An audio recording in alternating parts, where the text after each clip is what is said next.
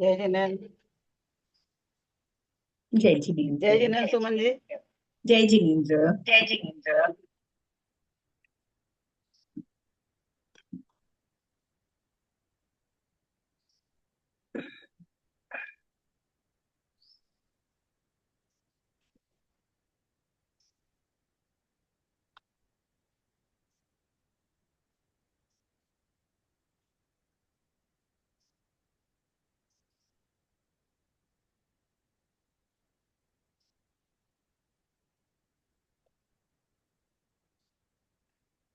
फिर अनम्यूट करिएगा।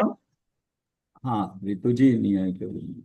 हाँ, रीतू जी आज कोई मैसेज भी नहीं, कुछ नहीं, ध्यान नहीं। चलिए शुरू करते हैं, ज्वाइन कर लेंगे वो। जी।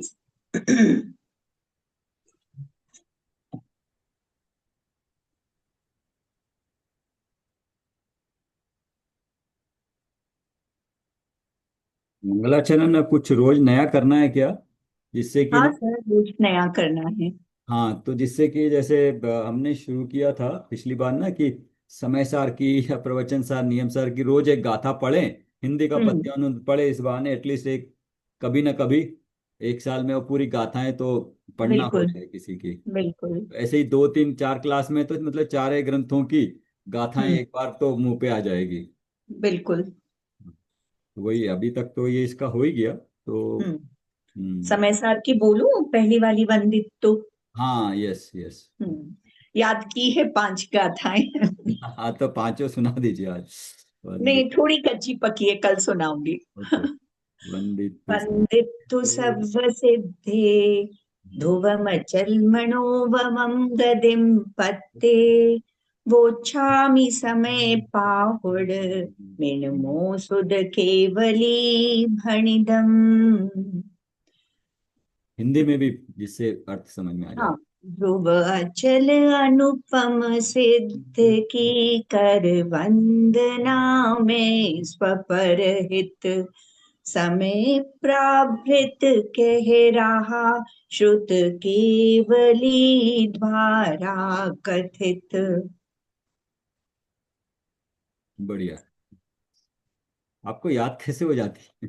अरे बार बार पढ़ना पड़ता है सर, बार बार, मतलब बुक सामने खोली है, हम्म। हर बार आते जाते एक बार बोल लेती हूँ तो मुंह पे शब्द आते हैं। हाँ, तो मतलब एक टारगेट रहता है दिन में ना कुछ करने का। मतलब सोचा है कि हर दिन मुझे दो तो कच्ची पक्की, मुझे दो को रोज पढ़ना पढ़ना पढ़ना। तो भी पांचवी थोड़ी सी कच्ची पक्की है, चौथी पांचवी तीन तो अच्छे से याद हो गई, आज पूरा करके आगे एक और करूंगी। ओके। ज्योति जी सुनते भी है ना, तो लगता है उनकी अपेक्षा रहती है जो कर सकते हैं वो करें, करेक्ट। तो सुनाने का भाव भी रहता है। जैसे वो कर्म, क्या है, कर्मकांड शुरू किया था, 15 याद की, हाँ। सर छूट गया करना, तो अब तो 70-75 गाथा तक हो गई, तो अब वो हट गया कि अब मैं नहीं याद कर पाऊंगी इतनी गाथाएं, वो रह गई। साथ साथ कर लो तो हो जाती है, समय साथ तो बहुत आराम से समझाएंगे, तो हम्म। एक एक गाथा तो हो जाएगी। करेक्ट, ठीक। चलिए, आज लाइव स्ट्रीमिंग हो नहीं पा रहा है। हम्म। कुछ प्रॉब्लम होगा। हम्म। Page number 22। हम्म।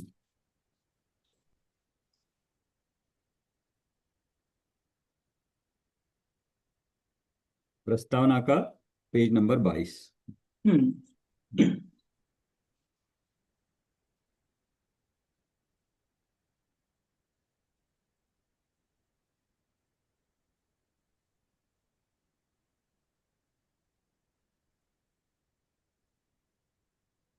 पढ़ूं सर? हाँ, पढ़िए। हम्म। प्रतिभा के धनी और आत्म साधना संपन्न होने पर भी उन्हें अभिमान छू भी नहीं गया था। अपनी रचनाओं के कर्तृत्व के संबंध में वे लिखते हैं, सर आत्म साधना संपन्न होने पर भी। प्रतिभा आत्म साधना संपन्न होने पर भी मतलब अनुभव, आत्मानुभव हो गया, सम्यक दर्शन हो गया, ये कहना चाह रहे हैं कि उनको हो गया है। फिर भी उन्हें, तो अब ये प्रस्तावना किसने लिखी है? ये तो ये भारिल भारिल भारिल जी जी की की होगी है। ना। हाँ। सो उनको अगर प्रस्तावना है ना भारिल जी ने लिखी है, हम्म तो अभी उनको कहीं ना अगर कहीं अगर लिखा होगा किस किस तर्क के आधार पे ये वो कह रहे हैं, तो हमारे हम्म लिए अच्छा होगा कहीं ना कहीं, या कहीं अगर हम्म हम सुनते हैं अब ये पॉइंट हम्म की इतने चलते हैं ना इसके प्रवचन, हम्म हाँ कहीं ये बात आती है तो आप नोट करना है, सुनते हैं तो हम्म इस आधार पे, क्योंकि इनका भी कोई ना कोई तर्क होगा ना। हम्म ऐसे तो नहीं कि हाँ मैंने ये सब देखा इसलिए मैं बोल रहा हूँ, नहीं उन्होंने हम्म तर्क से कहीं ना कहीं निकाला होगा, तो उस हम्म बेसिस पे ये कह रहे हैं आत्म साधना संपन्न होने पर भी। हम्म। उन्हें अभिमान छू भी नहीं गया था। अपनी रचनाओं के कर्तृत्व के संबंध में भी लिखते हैं, वचनादिक लिखनादिक क्रिया वर्णादिक अरु इंद्रिया, ये सब है पुद्गल के खेल, इनमें ना ही हमारो मेल। वचन हो गए, भाषा, लिखना, पुद्गल का हो गया, क्रिया हो गई, और वर्णादिक भी इस पुद्गल के ही गुण हैं। अरु हम्म इंद्रिय है ना, हम्म इंद्रियों का क्षोभशम हो गया। हम्म हम्म। हाँ तो ये पुद्गल के क्रिया मतलब पांचों ही पुद्गल की वर्गनाएं आ गई ना। सर हिया मतलब मन कह रहे होंगे, अरु इंद्रिय हिया, हिया मतलब मन। मन, हाँ इंद्रिय, हाँ। मन और इंद्रिय के द्वारा जो हो गया मतलब क्षोभशमिक ज्ञान। जय जिनेन्द्र प्रीति जी। जय जिनेन्द्र। आपको फोन करने ही वाली थी मैं आज। अच्छा, कैसे हैं? बढ़िया बढ़िया। सर को 2 दिन पहले वही मैसेज भी किया और सोचा कि अरे गैप हो रहा है, शुरू करना हाँ, चाहिए कुछ। तो नहीं मोक्ष अच्छा मार्ग हुआ। शुरू की। हम्म। नहीं अच्छा है, अच्छा है। कौन से पेज पे है अभी? प्रस्तावना का पेज नंबर 22।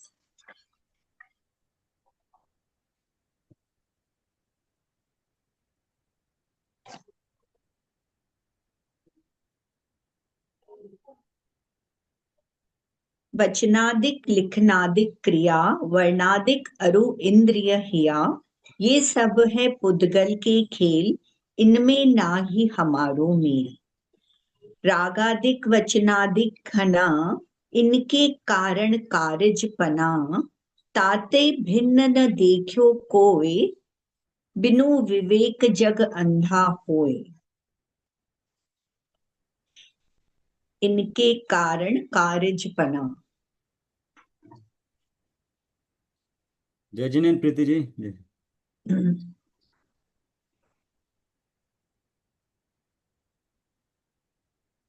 जय जिनेन्द्र। कैसे हैं आप सभी? बढ़िया। बस बढ़िया।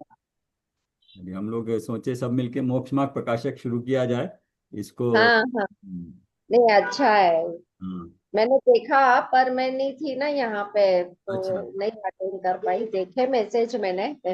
हाँ तो वही है। सुमन जी बताइए क्या मतलब कैसे पढ़ना चाहते हैं हम?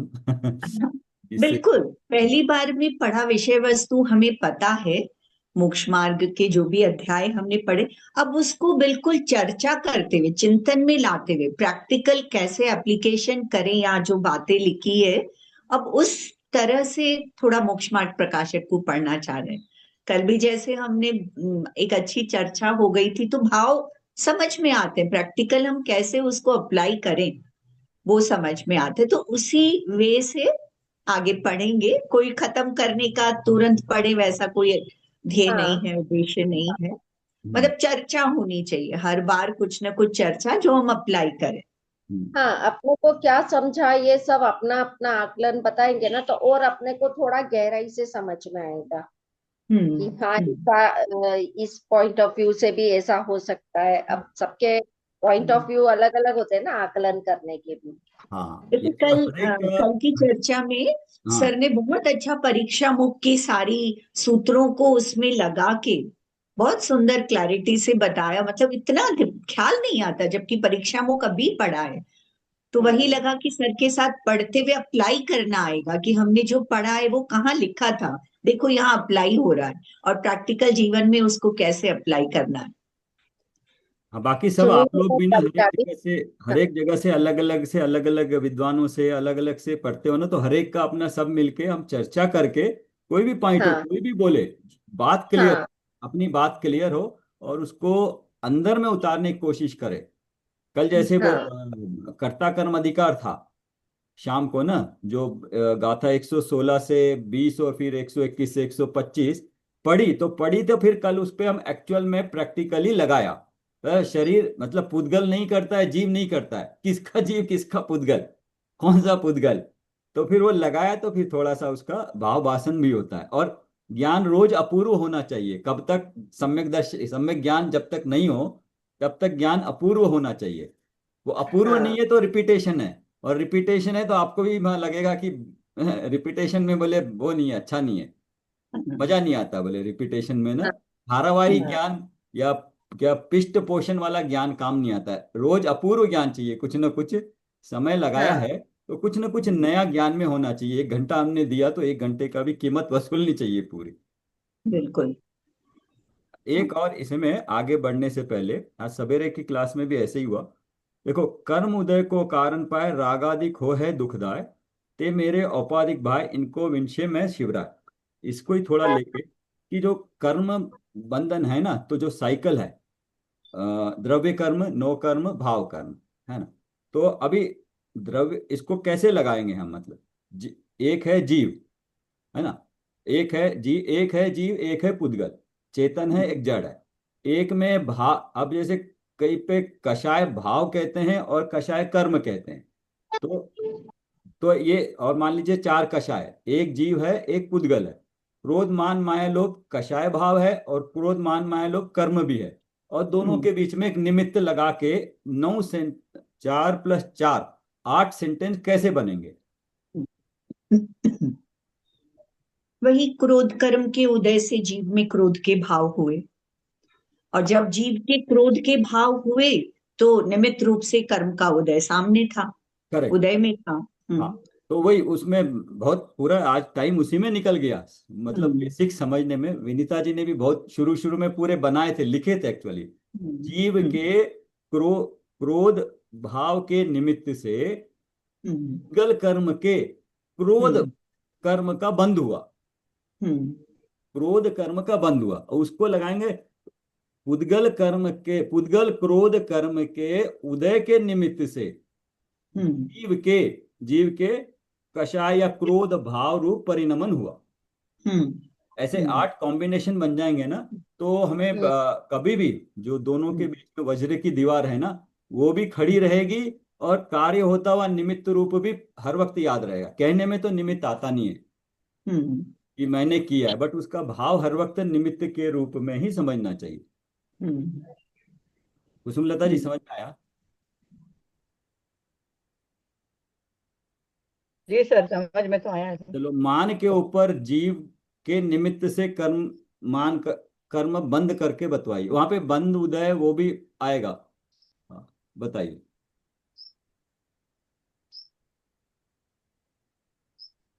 नहीं मान के बता ऊपर पाऊंगी जीव सर। के निमित्त भाव लगा के बताइए, भाव से कर्म से।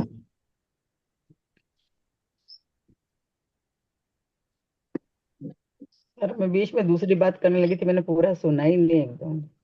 अच्छा। किसी से मेरी दवाई आई थी तो मैं उससे बात करने लगी। जीव में भाव होते हैं, है ना। 5। वो नहीं, हाँ। कषायिक भाव, काषाय भाव, क्रोध मान माया लोभ के भाव जीव में होते 4। हैं। हाँ, तो 4 जीव में भाव होते हैं तो कर्मों में भी कुछ होता है उधर। होगा थोड़ा बहुत। हाँ, कर्म। थोड़ा, हाँ, नहीं उथल पुथल कर्म तो में भी होगी होता है। कर्म में। हाँ, कर्म में उथल पुथल हो जाएगी भाव होंगे तो। नहीं सुनिएगा, नहीं नहीं, अभी हाँ। क्या हो रहा है, अभी अभी आप अभी कौन सा आप कषाय कर रहे हो? नहीं कर रहे हैं सर अभी तो। अरे, बिना लोभ कषाय के स्वाध्याय कर रहे हो आप? हाँ, लोभ का शायद स्वाध्याय का लोभ है। स्वाध्याय का लोभ तो है। स्वाध्याय करने का लोभ जागा ना आप में? हाँ, हाँ, तो लोभ का अभी, शायद रहती है। हाँ, तो बताइए, लोभ जागा आप में, लोभ जागा तो कर्म में क्या हुआ? कर्म में तो कमी आएगी ना।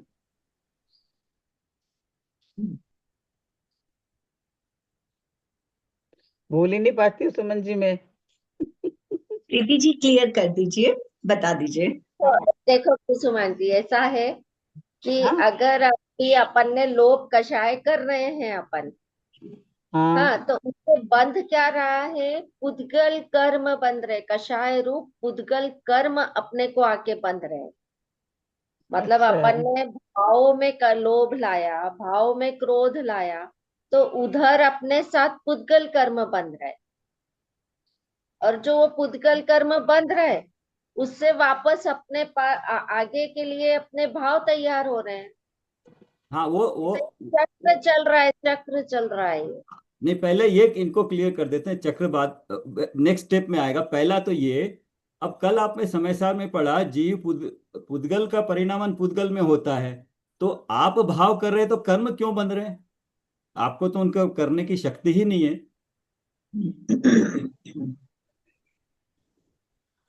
हम्म है ना? तो फिर बंद तो रहे। आप भाव कर रहे हो तो कर्म बंध रहे हैं, और उधर कर्म इधर बंद रहे हैं, और उधर कर्म का उदय आया।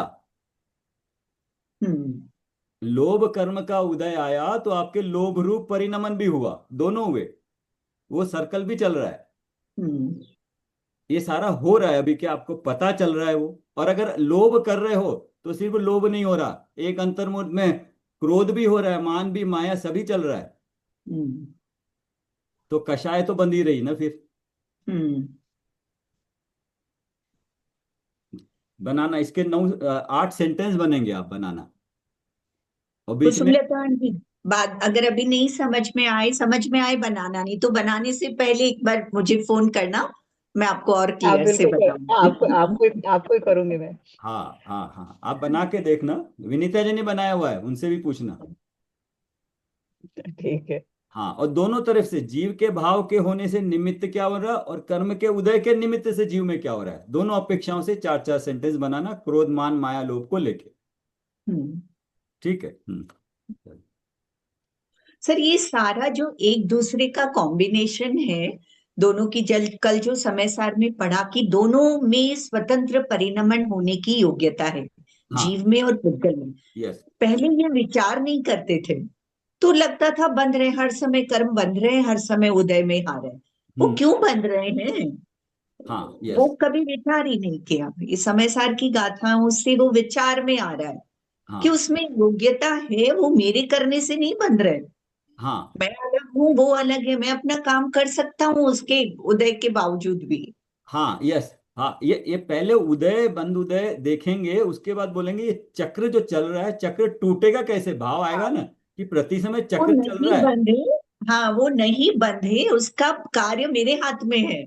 हाँ वो हाँ। बात समझ ही नहीं आती थी। लेकिन लेकिन अगर इसमें पंडित जी ने कहा वो कार्य भी मेरे हाथ में नहीं है, वो भी हाँ। भविष्य के अधीन है। अगर वो नदी का बहाव कम होए, जीव हम्म, पुरुषार्थ करे, तब तो कार्य बने। हाँ तो विंडो ऑफ अपॉर्चुनिटी बहुत थोड़ी है। थोड़ी है, और एक्चुअल आप लेकिन देख ठीक भी है, लीजिए हम। जाने बिना तो निकल जाएगी। हाँ, नहीं, आप एक्चुअल करके भी आप हम देखते ही हैं कि हमें कितना पढ़ने का, जैसे आज हम पिछले साल कर रहे थे ना, हम्म 10 लक्षण धर्म में काफी कुछ पढ़ रहे थे, तो एकदम हम्म से भी टाइम निकल गया, तो अब वापस आए प्रीति जी। ऑलमोस्ट साल 1.5 साल हो गया। वो 7-8 दिन ऐसे अच्छा लग रहे थे, उसके बाद ऐसा संयोग ही नहीं हुआ कि फिर हाँ थोड़ा सा ज्यादा पढ़ सके। हाँ तो फिर वही है कि बहाव बढ़ गया तो सबसे पहले छूटता है स्वाध्याय। सबसे हाँ लीस्ट रेसिस्टेंस स्वाध्याय छूटता है। हाँ। हाँ सर, बीच में 3 बार समय निकालते थे, दोपहर को 4 बजे पढ़ते थे, 3:30 पौने 4, हाँ 11 सवा 11 पढ़ते थे, इसके बाद बंद हुआ तो एकदम बंद हो गया। हाँ, करेक्ट। तो कितना मुश्किल है, मैं कह रहा हूँ कि वाकई में फील होता है कितना मुश्किल है समय निकालना। हम्म और वो फिर निमित्त भी बन जाता है, आप नहीं आए तो ऋतु जी नहीं आई, तो मैं भी नहीं किया तो वो बंदी हो गया। हम्म एक के दूसरे का निमित्त भी होता है ना। हम्म हम्म सर वो कुछ खालीपन लग रहा था, इसीलिए हमने बोला कि नहीं शुरू करते हैं इस समय फ्री। मतलब टाइम तो सर निकल ही जाता है, अपन निकालना चाहे तो। नहीं, बट सुमन जी ने जैसे बताया ना, इसके बाद भी अब देखोगे, इसके बाद भी ना ऐसा लगता है कि 1 घंटा हमें मिल रहा है तो उसका भी क्या करे। तो सुमन जी ने बोला मैं वो गाथाओं को मन में चलता रहता है। तो जी हाँ जी। गाथा के वाच्य वाचक संबंध होने के कारण आप पढ़ते हुए ना उसका भाव भी आपके अपने आप आता रहेगा। हम्म। यार सिर्फ गाथा ही याद नहीं कर रहे होते आप, उसका भाव भी आपके अंदर जाता ही रहता है ना। हाँ। हाँ विनीता जी ये बताइए, इनको कुसुमलता जी के साथ पढ़े थे हम, वो निमित्त नैमित्तिक सेंटेंस बनाए थे ना, जीव के भावों के निमित्त से कर्म बंद होता है। हाँ सर। हाँ तो अभी कुसुमलता जी भूल गए, इनको फिर से एक बार कराना। हाँ सर ये लिखते नहीं है इसलिए मैंने कहा मुझे भी याद नहीं रहता है, लिख लो तो दो हाँ चार बार पढ़ेंगे फिर याद रह जाएगा। हाँ यस। हम्म। वो बेसिक है, उसमें निमित्त का जो है ना, कल जो पूरा समय सामने पढ़ा कि जीव उसका कार्य क्यों नहीं कर सकता, कार्य करता भी है नहीं भी करता है। हम्म। जीव ने हम्म। भाव किए तो कर्म बंधे, तो किस अपेक्षा से बोलेंगे नहीं हर बार निमित्त निमित्त करके, वो हमें समझना पड़ेगा निमित्त निमित्त कहाँ लगाना हाँ सर। है। बढ़िया। चलिए हाँ हाँ तो क्या। ये पढ़ लेती हूँ फिर से। प्रतिभा के धनी और आत्म साधना संपन्न होने पर भी, मोक्षमार्ग प्रकाशक प्रस्तावना का पेज नंबर 22। प्रतिभा के धनी और आत्म साधना संपन्न होने पर भी उन्हें अभिमान छू भी नहीं गया था। हाँ, तो वो यहाँ पे अपनी देखो रचनाओं के। सुमन जी, प्रतिभा के धनी तो हमें पता लग रहा है क्योंकि उनको चार जिस जिस उम्र के हिसाब से जितनी प्राकृत संस्कृत हिंदी और कन्नड़, और जो जयपुर में 1000 लोग रोज थे, शास्त्री लोग आते थे, लिपिबद्ध कार्य चलता था, उसके हिसाब से तो लगता है कि प्रतिभा के थे।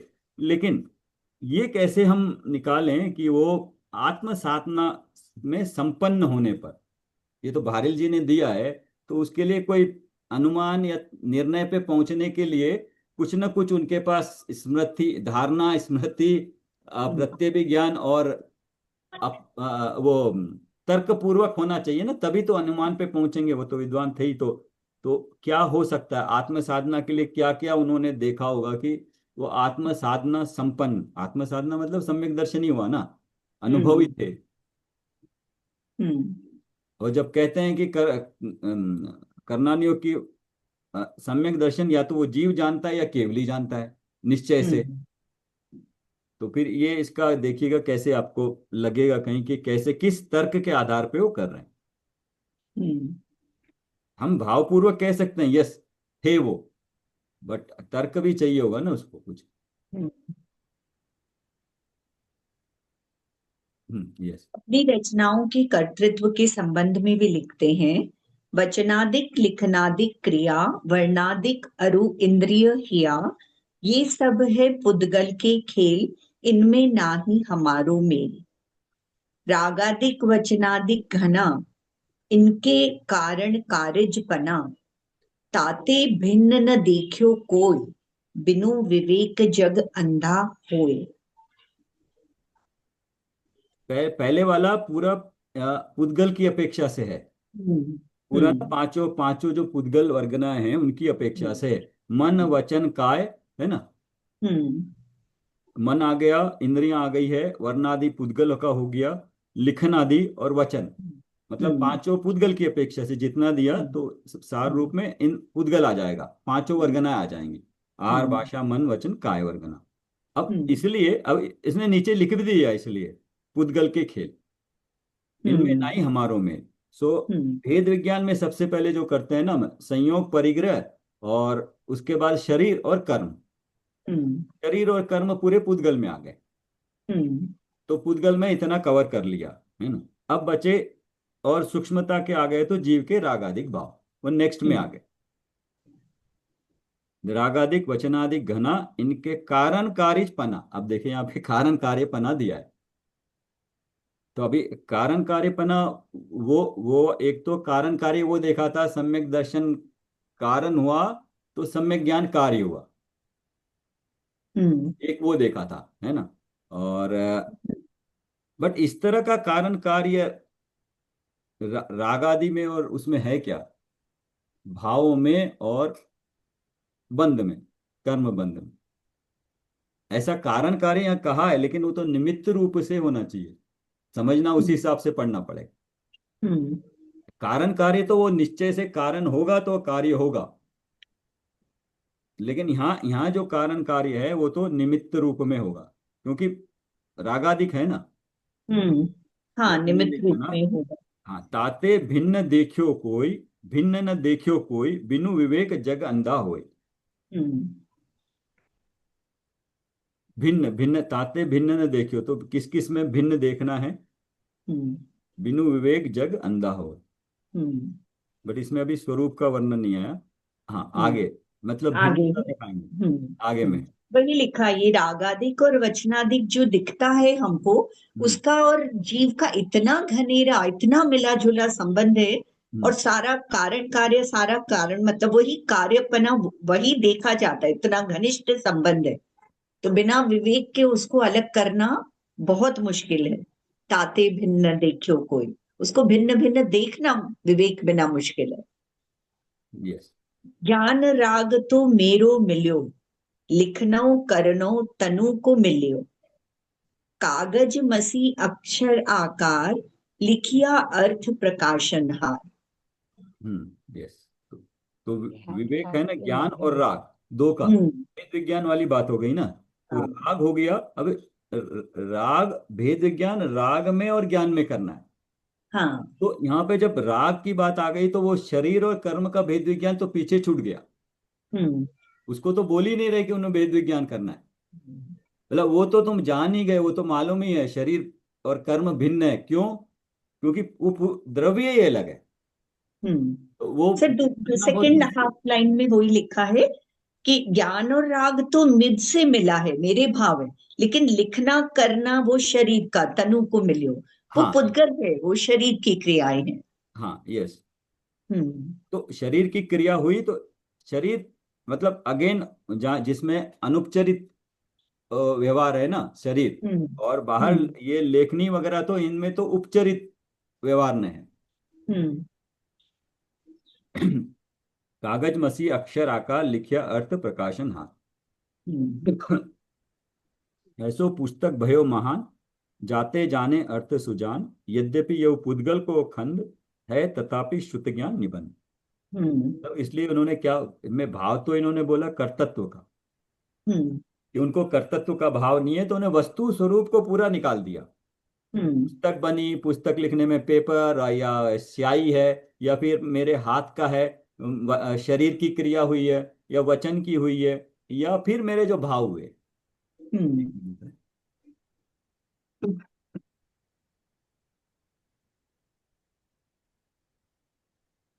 हम्म पंडित टोडरमल जी आध्यात्मिक साधक थे।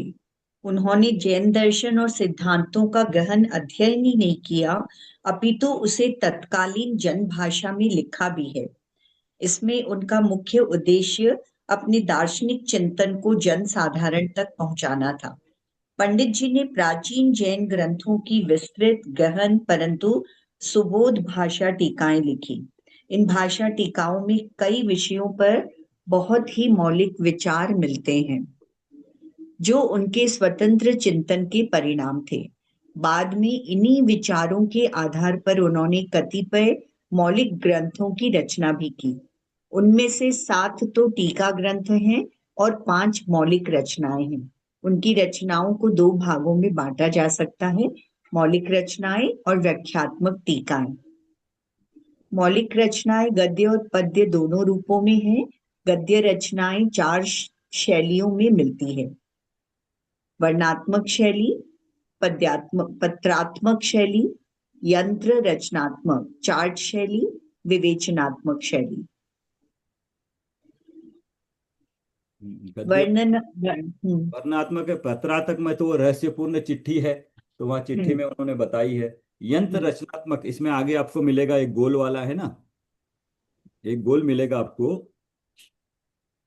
हाँ, रचनात्मक पेज 34-35 पे, अच्छा, हाँ, चार्ट की तरह। चार्ट की तरह ना, तो यंत्र चार्ट शैली में बना है वो। हम्म और विवेचनात्मक शैली में ये मोक्ष मार्ग प्रकाशक विवेचन की शैली में है।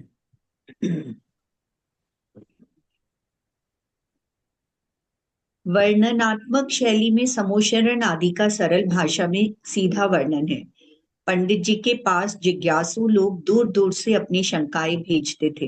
उनके समाधान में वह जो कुछ लिखते थे वह लेखन पत्रात्मक शैली के अंतर्गत आता है। इसमें तर्क और अनुभूति का सुंदर समन्वय है। इन पत्रों में एक पत्र बहुत महत्वपूर्ण है।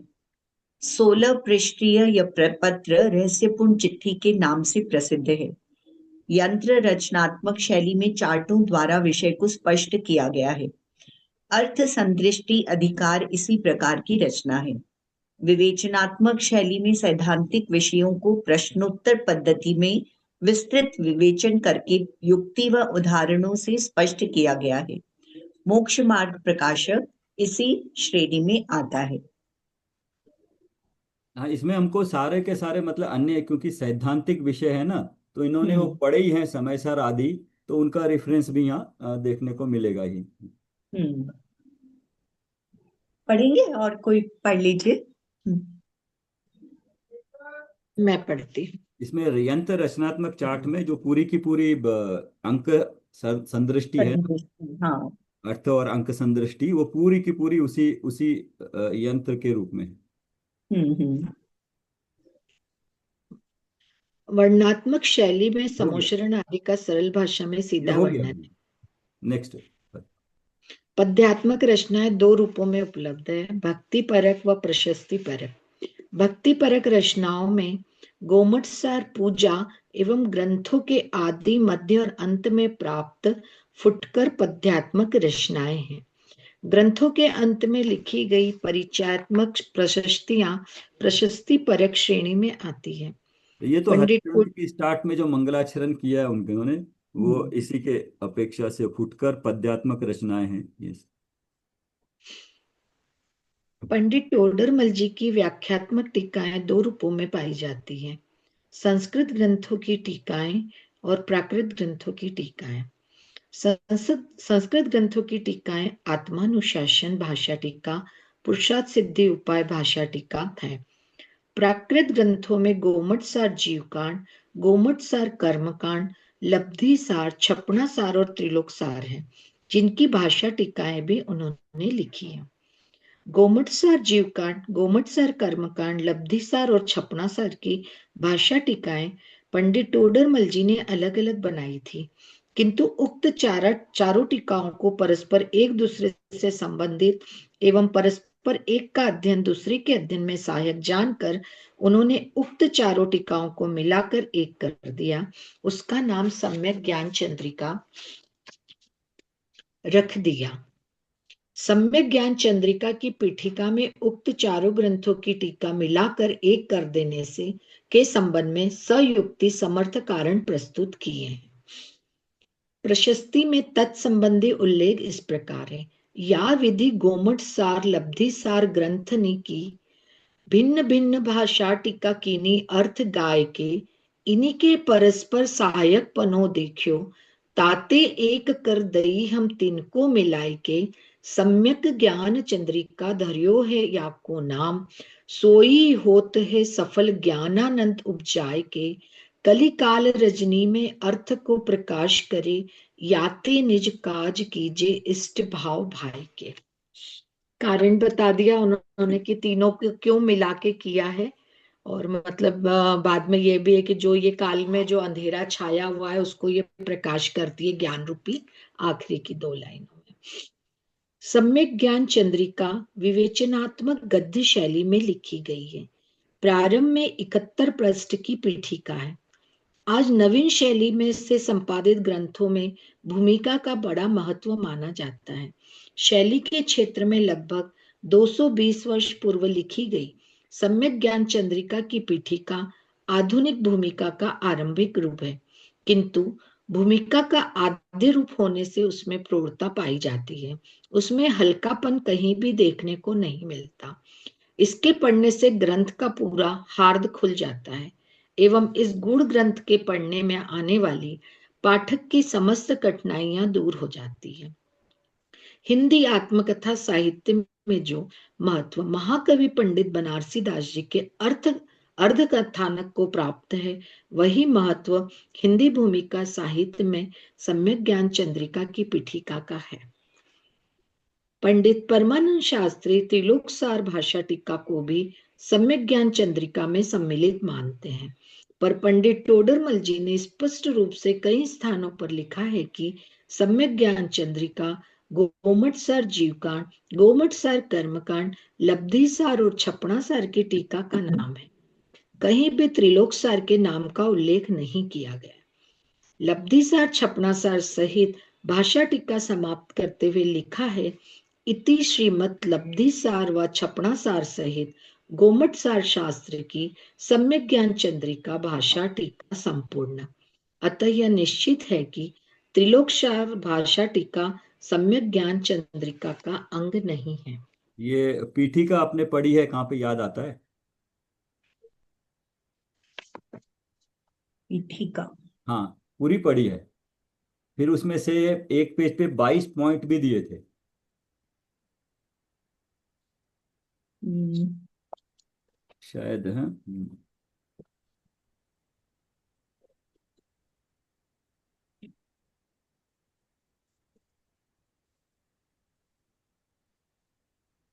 ये सर गुणस्थान, ये जीव कांड वाली ना बुक में। हाँ, गुणस्थान विवेचन। अच्छा। हाँ, उसमें पीठिका थी पूरे ना, और चारों उसके बाद 22 पॉइंट्स उन्होंने निकाल के बताए थे। इसमें दिए थे या कहीं कि शास्त्र पढ़ने से 22 पॉइंट जो थे ना, सर वो तत्काल। तो शास्त्राभ्यास का लाभ 10 पॉइंट, वो तो बहुत सारी जगह है, मोक्ष हाँ मार्ग हाँ प्रकाशक में भी है, हाँ। इसमें सर भी है, रत्नाकरण शावकाचार में भी है। सर अपने इसमें काफी डिटेल में दिया है गोमटसर जीवकांड की जो रेखा चित्र वाली में सम्यक ज्ञान हाँ चंद्रिका का ये, पूरा एक एक जो मंगलाचरण है एक एक शब्द का अर्थ दिया है डिटेल में। हाँ यस हाँ।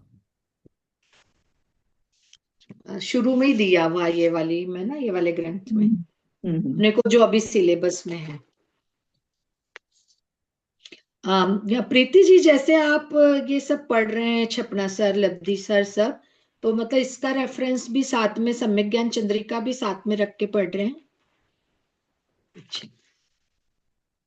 नहीं, सम्यक ज्ञान चंद्रिका और एडवांस है। अभी ये जैसे ज्योति जी सेठी पढ़ा रहे हैं ये, हम्म। तो जो ये अपने इंदौर वाले क्या विकास जी हाँ, बड़ा। की बुक हाँ। में से पढ़ा रहे हैं, वो थोड़ा उन्होंने उसको कंप्रेस किया है, खूब विस्तार से नहीं पढ़ा रहे हैं। वो सम्यक ज्ञान चंद्रिका ही कंप्रेस रूप है। अच्छा। हाँ, ये जो चार्ट वाली बुक में से पढ़ा रहे हैं ना अपने को, हाँ हाँ। वो ये जो अभी जीव कांड है, ये भी कंप्रेस रूप है उसका, हाँ, सम्यक ज्ञान चार्ट में चंद्रिका। ये भी रेखा चित्र वाली और चार्ट ये वाली है। धवला जी और एक्सपांड है, यानी सम्यक ज्ञान चंद्रिका उसी में से निकला हुआ है, तो धवला जी उसका एक्सपांड है। अच्छा। हाँ, ये होता है। तो धवला जी में तो बहुत डिटेल, एक एक शब्द को बहुत ज्यादा खोल खोल के ऐसे बताते हैं, हर चीज में घटा घटा के, मारगड़ाओं में, गुणस्थान में घटा के बताते हैं। तो सम्यक ज्ञान चंद्रिका में थोड़ा कम दिया है, और ये छोटी अपन जो चार्ट वाली बुक्स में से पढ़ते हैं वो और कम है। हम्म।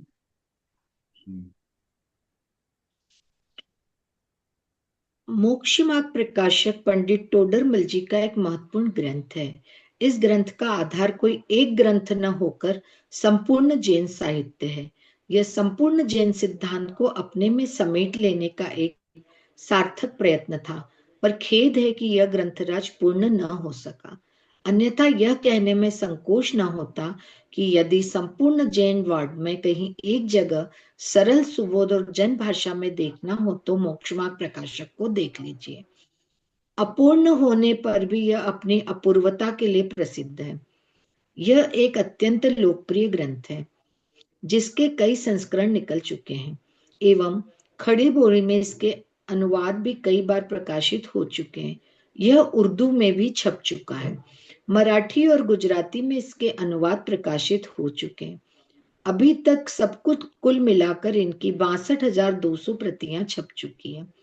इसके अतिरिक्त भारतवर्ष के दिगंबर जैन मंदिरों के शास्त्र भंडारों में इस ग्रंथराज की हजारों हस्तलिखित प्रतियां पाई जाती हैं। समूचे समाज में यह स्वाध्याय और प्रवचन का लोकप्रिय ग्रंथ है। आज भी पंडित टोडरमल जी दिगंबर जैन समाज के सर्वाधिक पढ़े जाने वाले विद्वान हैं। मोक्षमार्ग प्रकाशक की मूल प्रति भी उपलब्ध है एवं उसके फोटो प्रिंट करा लिए हैं, जो जयपुर, मुंबई, दिल्ली और सोनगढ़ में सुरक्षित है। इस पर स्वतंत्र प्रवचनात्मक व्याख्याएं भी मिलती है। पढ़ेंगे आपको सुमलता आंटी?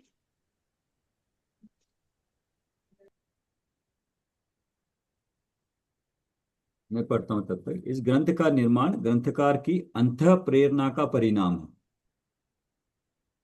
अंत प्रेरणा का परिणाम है।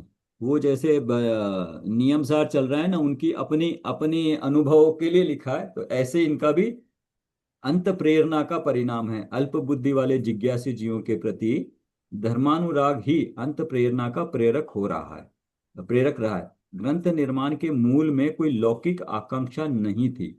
धन, यश और सम्मान की चाह तथा नया पंथ चलाने का मोह भी इसका प्रेरक नहीं था। किंतु जिनको न्याय, व्याकरण, नय और प्रमाण का ज्ञान नहीं है और जो महान शास्त्रों के अर्थ समझने में सक्षम नहीं है, उनके लिए जन भाषा में सुबोध ग्रंथ बनाने के पवित्र उद्देश्य से इस ग्रंथ का निर्माण हुआ है। बट ये पढ़ते पढ़ते देखेंगे कि बीच बीच में मतलब इनका सबका ज्ञान हो ना, तो अच्छी तरह से प्रवेश कर पाते हैं। नय का हो या उपादान निमित्त का हो, अभावों का हो, ज्ञान हो।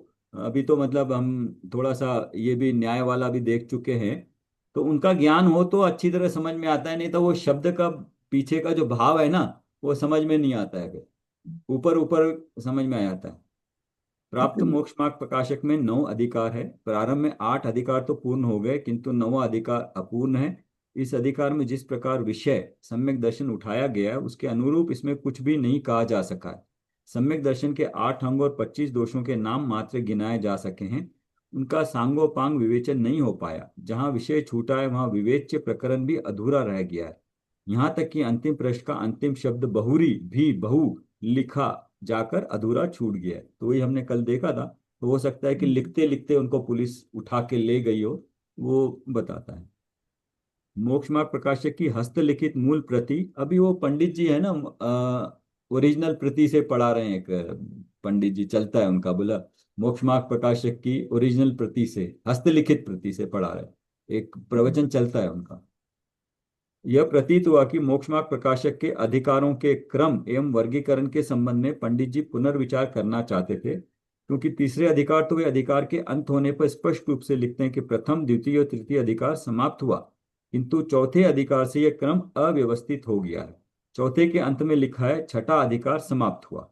पांचवें अधिकार के अंत में कुछ लिखा हुआ कटा हुआ है, पता नहीं चलता कि क्या लिखा हुआ है, एवं वहां अधिकार शब्द का प्रयोग नहीं है।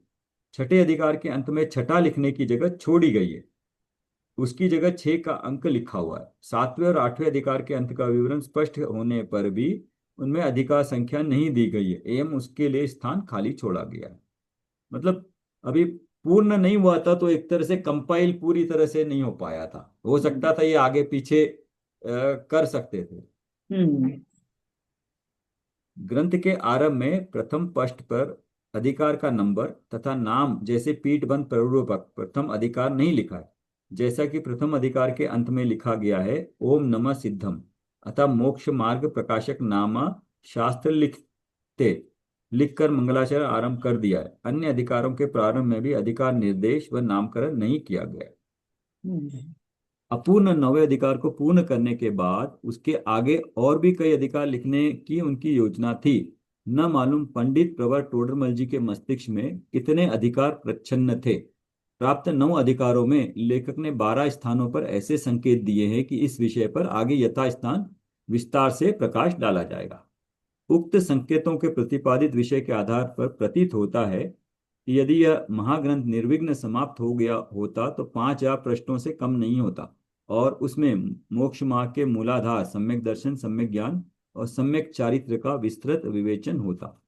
फिर भी अभी ये बना है कितने पेज, 359 पेज है इसमें।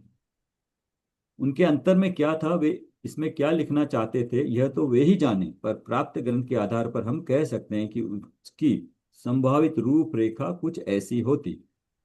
मोक्ष मार्ग प्रकाशक प्रस्तुत संस्करण पहला। सो इन सब का विशेष आगे कर्म अधिकार में लिखेंगे, वहां से जाना। उन्होंने कहा ना ऊपर कि कैसे ये अनुमान पे पहुंचे, उनको इतनी जगह पे लिखा हुआ मिला कि हम आगे और कुछ लिखेंगे, तो वो बता रहे कहाँ कहाँ लिखा है। पहले में दूसरे में सर्वज्ञ वीतराग अरहंत देव है, बाह्य अभ्यंतर परिग्रह रहित निर्गंत गुरु है। इनका वर्णन इस ग्रंथ में आगे विशेष लिखेंगे सो जानना। पृष्ठ दे दिया 30 या 136।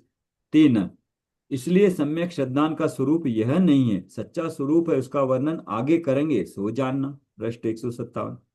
4 नंबर में परंतु द्रव्यलिंगी मुनि के शास्त्र अभ्यास होने पर भी मिथ्या ज्ञान कहा है। असंयत सम्यक दृष्टि का विषयादि रूप जानना उसे सम्यक ज्ञान कहा है। इसलिए यह स्वरूप नहीं है, सच्चा स्वरूप आगे कहेंगे सो जानना। पृष्ठ 157। 5वें में और उनके मत के अनुसार गृहस्थादि के महाव्रतादि बिना अंगीकार किए भी सम्यक चरित्र होता है, इसलिए यह स्वरूप नहीं है।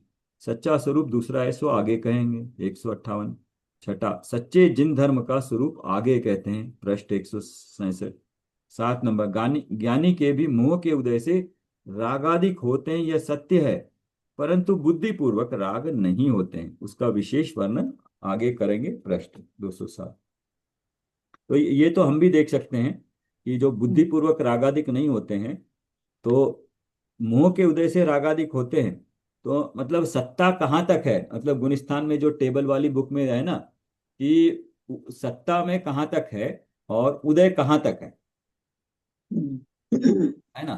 तो उससे पता लग जाता है कि 8वें 9वें 10वें गुणस्थान में जहां पर ना उदय तो है लेकिन वहां पे उसका कार्य नहीं है, तो वो कोई का बुद्धि पूर्वक नहीं है।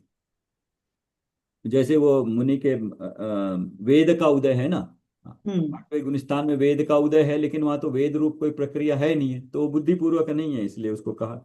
तथा भरत आदि सम्यक दृष्टियों के विषय कषायों की प्रवृत्ति जैसे होती है, वह भी विशेष रूप से आगे कहेंगे। अंतरंग कषाय शक्ति घटने से विशुद्धता होने पर निर्जरा होती है। अंतरंग कषाय शक्ति घटने से विशुद्धता होने पर निर्जरा होती है, सो इसके प्रकट स्वरूप का आगे निरूपण करेंगे, वहां से जानना। पृष्ठ 232। वो जो टेबल है क्षय का और संवर का, 185 186 और 216 217 पे टेबल वाली बुक में, यहाँ पे जो निर्जरा होती है ना, तो देखना 7वें गुणस्थान तक सिर्फ 7 कर्मों की निर्जरा होती है, 3 मिथ्यात्व की और 4 अनंतानुबंधी की। तो चौथे से 7वें में इसके अलावा होती नहीं, सारी निर्जरा उसके बाद ही होती है। तो सामान्य से कहते हैं ना कि सम्यक दृष्टि के तो निर्जरा होती है, तो 5वें 6ठे 7वें में मतलब इनके अलावा कोई और निर्जरा जो भी होती है 8वें के बाद ही है।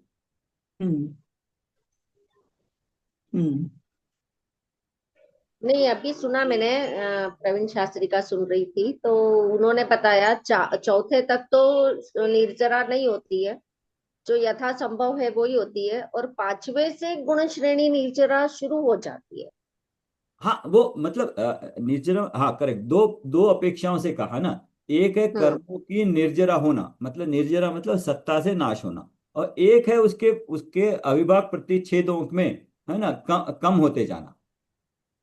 हाँ तो ये तो समझ में आता है, लेकिन कर्म की निर्जरा नहीं हो, दोनों अपेक्षाएं लग रही मतलब मिथ्यात्व कर्म का सर्वथा नाश होना सत्ता से, वो हुई निर्जरा। और आप जो कह रहे हैं वो मतलब उनके अविभाग प्रतिच्छेदों में तीव्रता या मंदता का होना, कम होना, वो हाँ, भी वो निर्जरा हुई ना। हाँ, मतलब उनका ये कहना था कि सिर्फ सम्यक हो जाना वो गुण श्रेणी निर्जरा कहो या संवर कहो, उसका कारण नहीं बनता। वो 5वें गुण स्थान से शुरू होती है, तो वो जैसे जैसे अंदर शुद्धि बढ़ेगी वैसे वैसे गुण श्रेणी निर्जरा बढ़ती जाएगी, तो वो 5वें से स्टार्ट हो जाती है, ऐसा कहना था उनका। हाँ ये सर हम्म। मान सकते हैं, क्योंकि वो चौथे में भी जहाँ शुरू होती है अधकरण अपूर्वकरण अनिवृत्तिकरण में, जो वहीं से हाँ, तो शुरू होती है, वो शुरू होने के बाद ही एक बार सत्ता में अंत कोड़ा कोड़ी सागर हो गया। अब 5वें में तो उससे कम ही होती जाती है, उससे तो बढ़ेगी नहीं। हाँ, हम्म। और फल लगता है सो अभिप्राय में जो वासना है उसका लगता है। अभी तो हमने पढ़ा था अभिप्राय के कारण अभिप्राय और भाव और क्रिया, वो पढ़ा था। अभी इसमें कह रहे हैं कि अभिप्राय में जो वासना है, ये क्या है।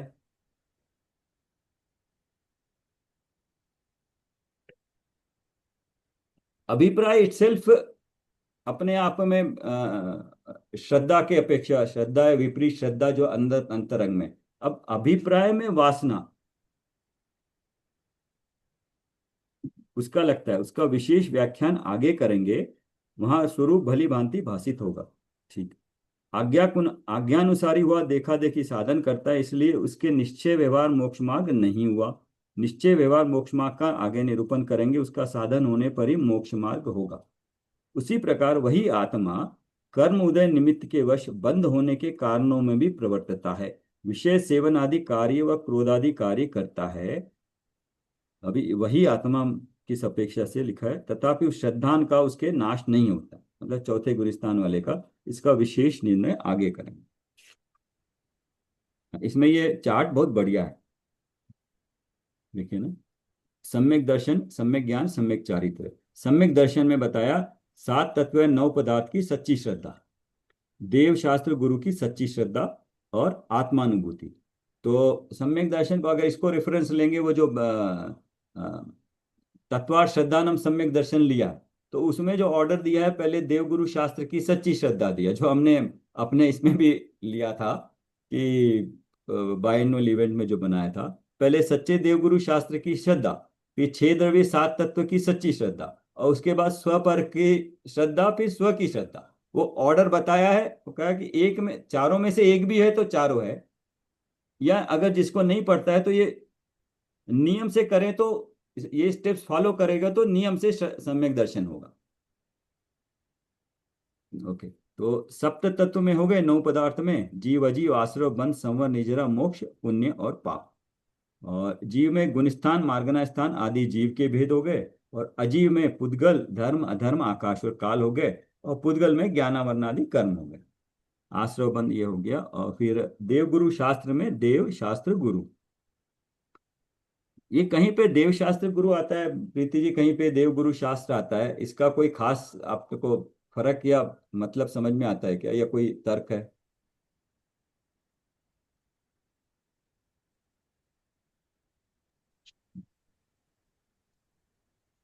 अच्छा, सही ऑर्डर तो मेरे हिसाब से देवशास्त्र गुरु ही होना चाहिए, शास्त्र क्योंकि गुरु शास्त्र आगम का पूरा मतलब जो दिव्य ध्वनि में आया है वही है। हाँ, और उसके बाद गुरु तो जो आचार्य बाद में हुए हैं, नहीं गुरु उनको, नहीं, सबसे पहले गुरु गणधर ने झेला ना। पर सिर्फ देव की गंधर्व वाणी थी देव, ना, गंधर्व को भी तो अरहंत देव की कहते वाणी, हैं। अरहंत की वाणी थी सिर्फ। हाँ, वाणी थी तो वहां तो देव हो गया, लेकिन उसके बाद अलग अलग जगह कहीं पे देवगुरु शास्त्र आता है, कहीं पे देव शास्त्र गुरु आता है। तो क्या है, अगर देखेंगे तो देव है, देव की दिव्य ध्वनि को झेलने वाले सबसे पहले गंधर्व थे, तो वे खुद 4 गांग के धारी थे वो, तो वो गुरु हो गए। उन्होंने शास्त्र की रचना में उनके निमित्त से आगे हुआ, एक वो अपेक्षा है। और यहाँ पे देव शास्त्र गुरु मतलब जो देव है, उन्होंने भी आगे, गुरुओं ने भी उस शास्त्र को पढ़ के ही आत्मानुभव किया। अगर इसको वर्तमान परिप्रेक्ष्य में देखें तो देवशास्त्र गुरु, यदि हम तब पहले का देख रहे हैं कि जब आचार्यों ने रचना की तब गुरु पहले आना चाहिए सर, फिर शास्त्र। जैसे नहीं, कुंद कुंद आचार्य का नाम लेते हैं तो गुरु को पहले नमन करेंगे फिर शास्त्र को, क्योंकि उन्होंने ही रचना की है। या जैसे आगे भी धरसेनाचार्य और जिन्होंने पुष्पदंत बुद्ध बलि। पर सर आज के परिप्रेक्ष्य में देखेंगे तो मेरे हिसाब से देवशास्त्र गुरु आना चाहिए, कि शास्त्रों को ही गुरु पढ़ के हमको आगे ज्ञान का ट्रांसफर कर रहे हैं। या गुरु के निमित्त से हमें शास्त्र का ज्ञान हो रहा है, गुण से पढ़ रहे हैं, तो मतलब दोनों प्रचलित हो सकते हाँ, हैं। क्योंकि सर आजकल की पूजा में भी देव के बाद में शास्त्र को ही, जिनवाणी, हाँ, जैसे अर्घ्य भी चढ़ाते हैं तो पहले अरंत सिद्ध दे, फिर उसके बाद में जिनवाणी का, और फिर ये मतलब ये आज का परिप्रेक्ष्य। और जैसे मोक्षमार्ग प्रकाशक अभी वर्तमान समय का ही ग्रंथ है, इसलिए शायद ये ली होगी, मतलब ये अपेक्षा हो सकती है। नहीं, करेक्ट। एक पॉइंट और हो सकता है कि गुरु भी जिनवानी को मानते हैं, तो हम्म। उस अपेक्षा से मतलब जिनवानी ऊपर हो गई, शास्त्र पहले आना चाहिए। करेक्ट, ये पॉइंट। तो देव शास्त्र गुरु हो गए। आत्मानुभूति में बहिरात्मा, अंतरात्मा, परमात्मा। और सम्यक ज्ञान में अनेकांत यादवाद, अनुयोग, प्रमाण, प्रत्यक्ष परोक्ष और न्याय। तो देख लीजिए, अनेकांत है वो तो वस्तु का स्वरूप है, स्यादवाद है उसको कहने की पद्धति हो गई है, और जो ज्ञान मिलता है वो अनुयोगों के द्वारा जो है, तो प्रथम अनुयोग, चरणानुयोग, कर्णानुयोग, द्रव्यानुयोग है। और प्रमाण में अभी देखा प्रत्यक्ष और परोक्ष। तो प्रत्यक्ष के भी दो भेद देख लिए थे, याद है? हम्म मुख्य प्रत्यक्ष, प्रत्यक्ष और साम्यवादी प्रत्यक्ष। व्यवहारिक और मुख्य प्रत्यक्ष था। और परोक्ष में हो गया ये स्मृति, प्रत्यभिज्ञान, तर्क, अनुमान और आगम। ये हम इससे पहले पढ़े थे तत्वार्थ सूत्र में, तब कुछ पल्ले खड़ा नहीं था। अब परीक्षा मुख में पढ़ने के बाद थोड़ा सा इन वर्ड से थोड़ी सी वाकफियत तब हुई है, अभी थोड़ा समझ में लगे। स्मृति, प्रत्यभिज्ञान, तर्क, अनुमान और आगम। और फिर नए भी है, निश्चय नए, व्यवहार नए, द्रव्यार्थिक नए, पर्यायर्थिक नए, ये भी हमने कर लिया। तो मतलब आप देखोगे तो सम्यक ज्ञान की अपेक्षा से जो व्यवहार से निमित्त रूप में शास्त्र है, उसके विषय हमने पूरे 5 साल में कवर कर लिए, हम्म, है ना। मतलब हम्म, विषय को इस तरह से स्ट्रक्चर किया हुआ है कि ज्ञान की अपेक्षा से सारा जो हम्म, जरूरी ज्ञान है वो पूरा मिल जाए। हम्म, सम्यक चारित्र में देश चारित्र, सकल चारित्र, है ना। तो इसमें सम्यक चारित्र में इन्होंने 5वें गुणस्थान में देश चारित्र को चारित्र में गिना हम्म, है ना। हम्म, और सकल चारित्र तो है ही है। और देश चारित्र में 12 व्रत है, 5 अनुव्रत, 3 गुणव्रत, 4 शिक्षा व्रत, अहिंसा, सत्य, अचौर्य, ब्रह्मचर्य, परिग्रह, परिमाण अनुव्रत हो गए। 3 में दिक्व्रत, देशव्रत, अनर्थ दंड व्रत। 4 शिक्षा व्रत सामायिक, रोषदोपवास, भोगोपभोग, परिमाण व्रत, अतिथि समिभाग व्रत। इसमें जो सामायिक दिया है अलग अलग जगह पे आता है, तो अलग अलग अपेक्षा रखता है ये सामायिक व्रत। सकल चारित्र में शुद्धोपयोग है, ध्यान रूप है, 7वां गुण स्थान। शुभोपयोग रूप है, 6ठा गुण स्थान कह सकते हैं। तो हम्म, शुभोपयोग में 28 मूल गुण दिखाएं। 28 में 5 महाव्रत हो गए, 5 समिति, अहिंसा, सत्य, चौर्य, ब्रह्मचर्य, अपरिग्रह, ईर्ष्या, भाषा, ऐष्णा, आदान निक्षेपण, प्रतिष्ठापना, 5 समिति, 5 इंद्रिय विजय, स्पर्शन, रसना, घ्राण, चक्षु, कर्ण, 6 आवश्यक सामायिक, वंदना, स्तुति, प्रतिक्रमण, स्वाध्याय और ध्यान। और 7 शेष गुण में नग्नत्व, केशलोचन, भूमि शयन, दंत दोहन त्याग, खड़े खड़े आहार लेना, स्नान त्याग, दिन में एक ही बार आहार लेना। तो ये हो गया पूरा, मतलब विषय वस्तु मोक्ष मार्ग में रत्नत्रय की विषय वस्तु होगी। हम्म। बढ़िया। विनीता जी पढ़ेंगे आगे 30 पे।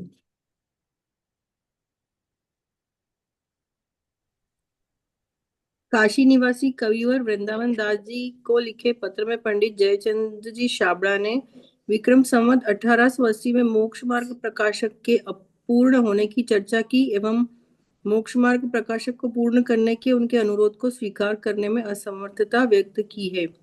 अतः यह तो निश्चित है कि वर्तमान प्राप्त मोक्ष मार्ग प्रकाशक अपूर्ण है, पर प्रश्न यह रह जाता है कि इसके आगे मोक्ष मार्ग प्रकाशक लिखा गया या नहीं।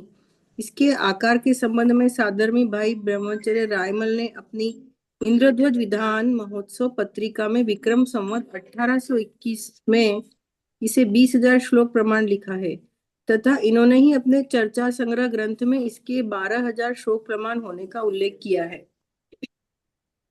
ब्रह्मचार्य रायमल पंडित तोडरमल जी के अनन्य सहयोगी एवं नित्य निकट संपर्क में रहने वाले व्यक्ति थे। उनके द्वारा लिखे गए उक्त उल्लेखों को परस्पर विरोधी उल्लेख कहकर अप्रमाणित घोषित कर देना अनुसंधान के महत्वपूर्ण सूत्र की उपेक्षा करना होगा। गंभीरता से विचार करने पर ऐसा लगता है कि 12,000 श्लोक प्रमाण तो प्राप्त मोक्ष मार्ग के संबंध में है, क्योंकि प्राप्त मोक्ष मार्ग प्रकाशक है भी इतना ही, किंतु 20,000 श्लोक प्रमाण वाला उल्लेख उसके अप्राप्तांश की ओर संकेत करता है। मेरा अनुमान है कि इस ग्रंथ का अप्राप्तांश उनके अन्य सामान के साथ तत्कालीन सरकार ने जब्त कर लिया होगा, और यदि उनका जब्ती का सामान राजकोष में सुरक्षित होगा तो निश्चित ही उनके अध्ययन की अन्य सामग्री व बाकी का मोक्ष मार्ग प्रकाशक भी उसमें होना चाहिए। उनके जब्त किए गए सामान की एक सूची भी लेखक के द्वारा देखी गई है, पर उसके बारे में भी विस्तार से कुछ लिखना संभव नहीं है। यह ग्रंथ विवेचनात्मक गद्य शैली में लिखा गया है। प्रश्नोत्तरों द्वारा विषय को बहुत गहराई से स्पष्ट किया गया है।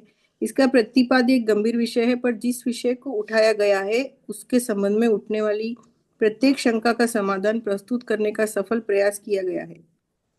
प्रतिपादन शैली में मनोवैज्ञानिकता एवं मौलिकता पाई जाती है। प्रथम शंका के समाधान में द्वितीय शंका की उत्थानिका निहित रहती है। ग्रंथ को पढ़ते समय पाठक के हृदय में जो प्रश्न उपस्थित होता है उसे हम अगली पंक्ति में लिखा पाते हैं। ग्रंथ पढ़ते समय पाठकों को आगे पढ़ने की उत्सुकता बराबर बनी रहती है। वाक्य रचना संक्षिप्त और विषय प्रतिपादन शैली तार्किक एवं गंभीर है। व्यर्थ का विस्तार उसमें नहीं है, पर विस्तार के संकोच में कोई विषय अस्पष्ट भी नहीं रहा है। लेखक विषय का यथोचित विवेचन करता हुआ आगे बढ़ने के लिए सर्वत्र ही आतुर रहा है। जहां कहीं विषय का विस्तार भी हुआ है वहां उत्तरोत्तर नवीनता आती गई है। वह विषय विस्तार संगोपांग विषय विवेचना की प्रेरणा से ही हुआ है। जिस विषय को उन्होंने छुआ उसमें क्यों का प्रश्नवाचक समाप्त हो गया है। शैली ऐसी अद्भुत है कि एक अपरिचित विषय भी सहज हृदयंगम हो जाता है। विषय को स्पष्ट करने के लिए समुचित उदाहरणों का समावेश है। कई उदाहरण तो सांग रूप के समान कई अधिकारों तक चलते हैं। जैसे रोगी और वैद्य का उदाहरण द्वितीय, तृतीय, चतुर्थ और पंचम अधिकार के आरंभ में आया है। अपनी बात पाठक के हृदय में उतारने के लिए पर्याप्त आगम प्रमाण, सैकड़ों तर्क तथा जैन दर्शनों और ग्रंथों के अनेक कथन व उद्धरण प्रस्तुत किए गए हैं। ऐसा लगता है कि वे जिस विषय का विवेचन करते हैं उसके संबंध में असंख्य ऊहापोह उनके मानस में हिलोरे लेने लगती है तथा वस्तु की गहराई में उतरते ही अनुभूति लेखनी में उतरने लगती है। वे विषय को पूरा स्पष्ट करते हैं। प्रसंगानुसार जहाँ विषय अस्पष्ट छोड़ना पड़ा है वहां उल्लेख कर दिया है कि उसके आगे विस्तार से पढ़ेंगे। प्रतिपाद्य विषय की दृष्टि से भी पंडित जी का प्रदेय कम नहीं है। यद्यपि मोक्ष मार्ग प्रकाशक का प्रत्येक वाक्य आर्ष सम्मत है, तथापि उसमें बहुत सा नया प्रमेय उपस्थित किया गया है जो जिनागम में उस रूप में अन्यत्र कहीं उपलब्ध नहीं है। इस प्रकार के विषय ग्रंथ में सर्वत्र आए हैं। विशेषकर 7वां 8वां अधिकार इस दृष्टि से उल्लेखनीय है। कुछ प्रकरण निम्नलिखित है जिनका विस्तृत विवेचन यहाँ संभव नहीं है, अतः वे मूल में पठनीय हैं। पहला, निश्चयाभासी, व्यवहाराभासी आदि के रूप में जैन मिथ्या दृष्टियों का वर्गीकरण, प्रश्न पृष्ठ 193। दूसरा, परमेष्टि का सही स्वरूप, पृष्ठ 2 व 221। तीसरा, सप्त तत्व संबंधी भूल, पृष्ठ 225। चौथा, निश्चय व्यवहार 248। पांचवा, जैन शास्त्रों का अर्थ समझने की पद्धति, पृष्ठ 251। छठा, चारों अनुयोगों का प्रयोजन, व्याख्यान का विधान, कथन पद्धति, दोष कल्पना का निराकरण आदि, पृष्ठ 268। सैद्धांतिक दृष्टि से तो उन्होंने नया प्रमेय उपस्थित किया ही है, साथ ही तत्कालीन समाज एवं उसके धार्मिक क्रियाकलाप भी उनकी दृष्टि से ओझल नहीं रह सके। शास्त्राध्ययन एवं आत्मानुभव के अतिरिक्त उनका लोक निरीक्षण भी अत्यंत सूक्ष्म रहा है। नमूनों के तौर पर लगभग 210 वर्ष पुराना उनका चित्रण आज भी सर्वत्र देखा जा सकता है। इसमें भी दो वहाँ चीज की कितनी राय देखेगा। शास्त्र अध्ययन वो तो खुद करते ही थे और दूसरों को पढ़ाते भी थे, बट वो करते करते उनके अपने स्वयं का अनुभव के वो साथ साथ चलता रहता था। तो मेन मकसद तो वही है ना कि हम अपना अनुभव करें। उनका भी मकसद यही होगा कि प्रयोजन तो दूसरों को सिखाने का नहीं है, करते करते हो जाए तो ठीक है।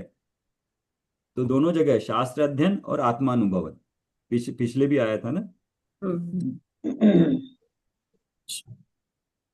वहाँ कितने ही जीव कुल प्रवृत्ति से अथवा देखा देखी लोभ आदि के अभिप्राय से धर्म साधते हैं, उनके तो धर्म दृष्टि ही नहीं है।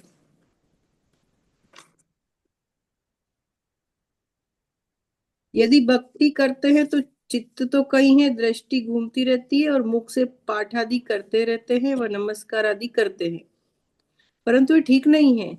मैं कौन हूँ, किसकी स्तुति करता हूँ, किस प्रयोजन के अर्थ स्तुति करता हूँ, पाठ में क्या अर्थ है, सो कुछ पता नहीं है। इसको फिर तथा हम कदाचित देखिए, मैं कौन हूँ मतलब जब भी कर रहे हैं किसकी स्तुति करता हूँ, किस प्रयोजन के अर्थ स्तुति करता हूँ, और पाठ में क्या अर्थ है।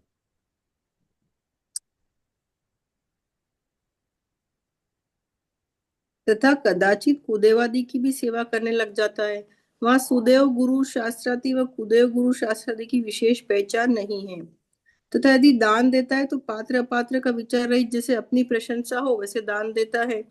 तथा तप करता है तो भूखा रहकर महंतपना हो वह कार्य करता है, परिणामों की पहचान नहीं है। तथा व्रत आदि धारण करता है तो वह बाह्य क्रिया पर दृष्टि है। सो भी कोई सच्ची क्रिया करता है, कोई झूठी करता है, और जो अंतरंग राग आदि भाव पाए जाते हैं उनका विचार ही नहीं है।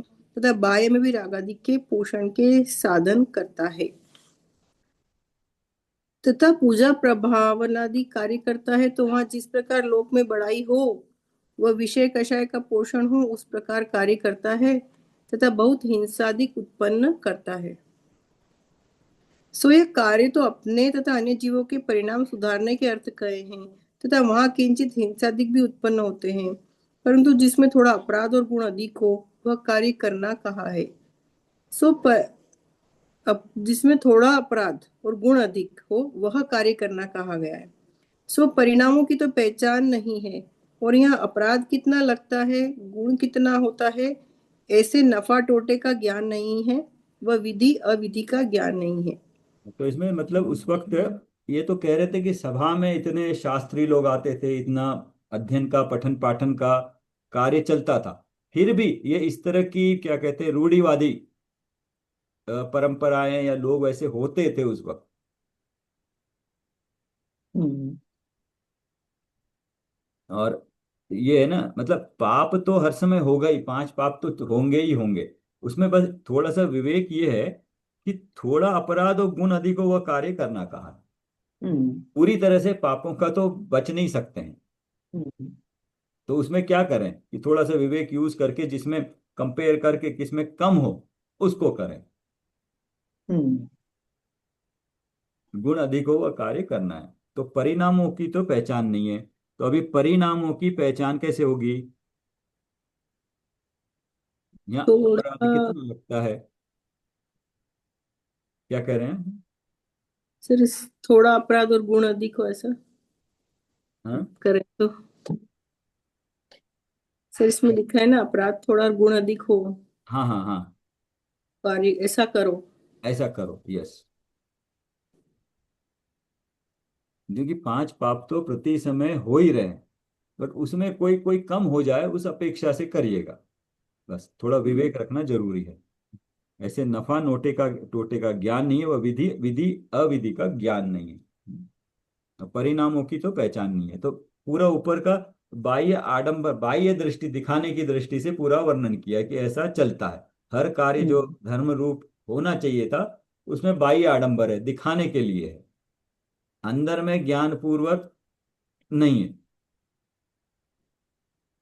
हम्म हम्म, तो थोड़ा सा ये लगता है कि मतलब हो सकता है सामान्य रूप से समाज में ऐसा रहा हो, लेकिन इनके पास तो सारे जिज्ञासु जी भी आते थे, और जो यहाँ बैठते होंगे इनके साथ वो तत्व अभ्यास तत्व ज्ञानी प्राप्त करते होंगे। पर हरी अभी भी यही स्थिति है, स्थिति तो यही है लगभग अमूमन जैसा उन्होंने लिखा है।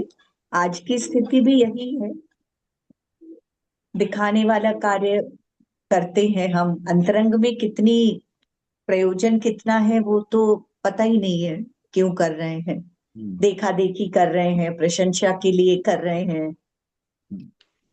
आज भी वही चलता है।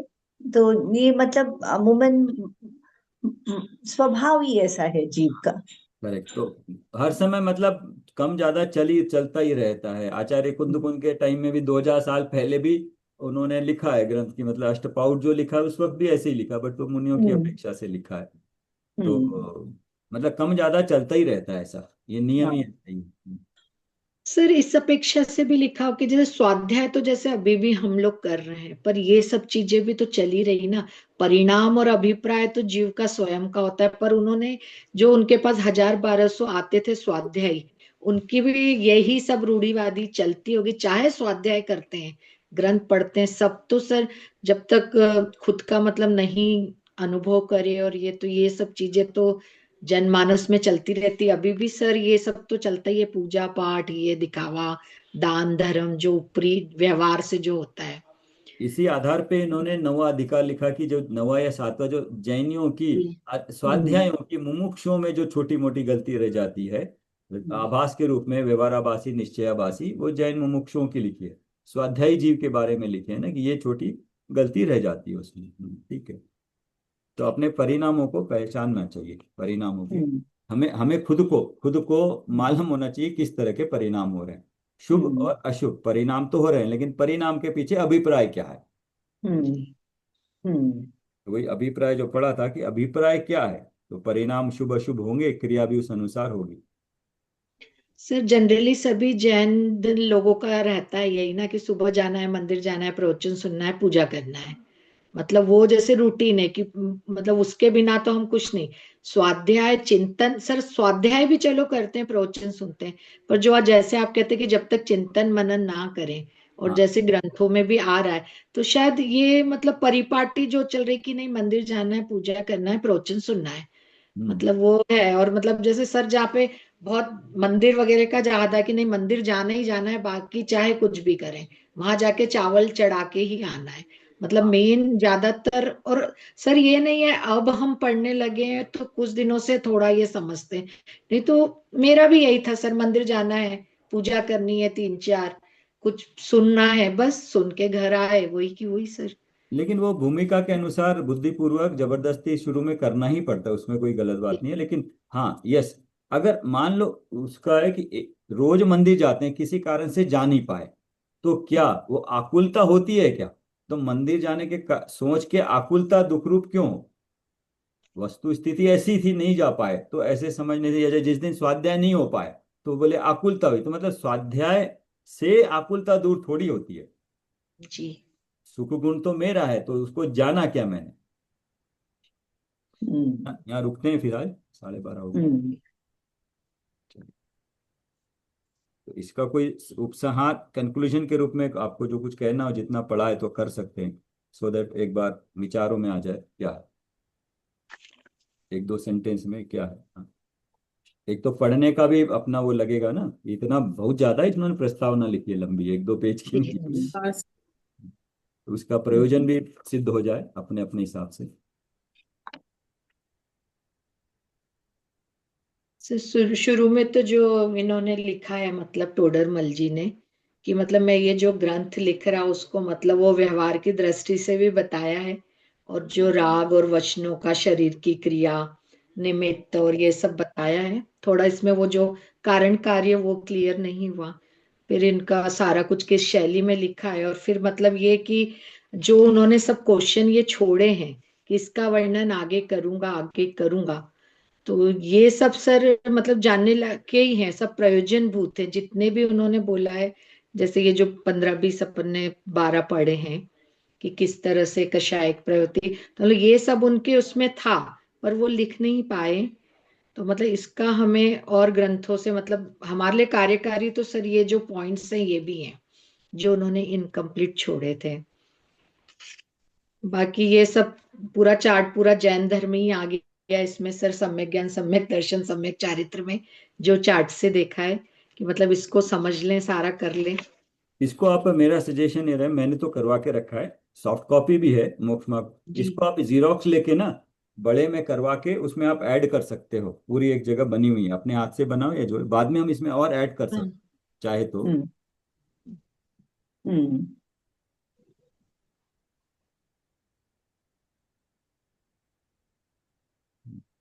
बाकी काफी पंडितों का भी इन्होंने रेफरेंस दिया है उस समय के।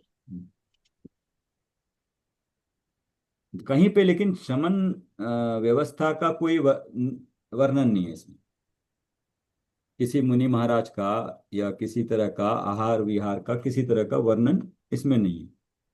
फिर हम्म। कहीं ग्रंथों में ऐसा मिलता है क्या 300 साल पहले मतलब मुनि परंपरा, और ये जैसे हम तो शांति सागर महाराज जी से ही मतलब अपने ज्ञात में है, हम्म। उससे पहले का कहीं कुछ वर्णन मिलता है क्या सर? हाँ, नहीं, मैं कह रहा हूँ इसमें भी कहीं पे ऐसा है नहीं, तो मतलब उस वक्त के हिसाब से जो चीज नहीं थी उसका भार उठा के इन्होंने, अपना विद्वानों ने बहुत बड़ा काम किया, वस्तु स्वरूप को बताने में उनका बहुत बड़ा योगदान रहा।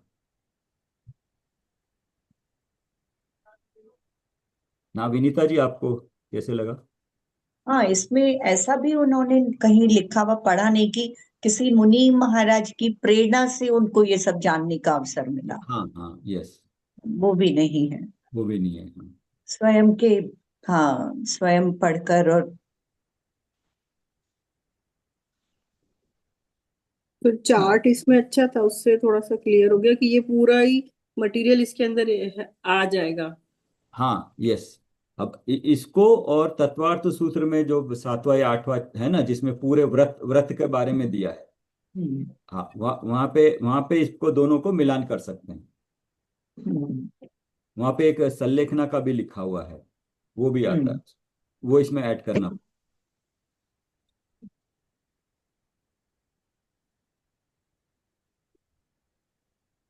सर, जैन समाज इतना छोटा है, लगभग 300 साल पहले टोडरमल जी हुए। हमारे श्वेतांबर तेरा पंथ की परंपरा भी लगभग 300 साल पहले से ये मतलब आई है, इसमें कि एक नया पंथ शुरू हुआ जिसका तेरा पंथ नाम है, श्वेतांबर तेरा पंथ।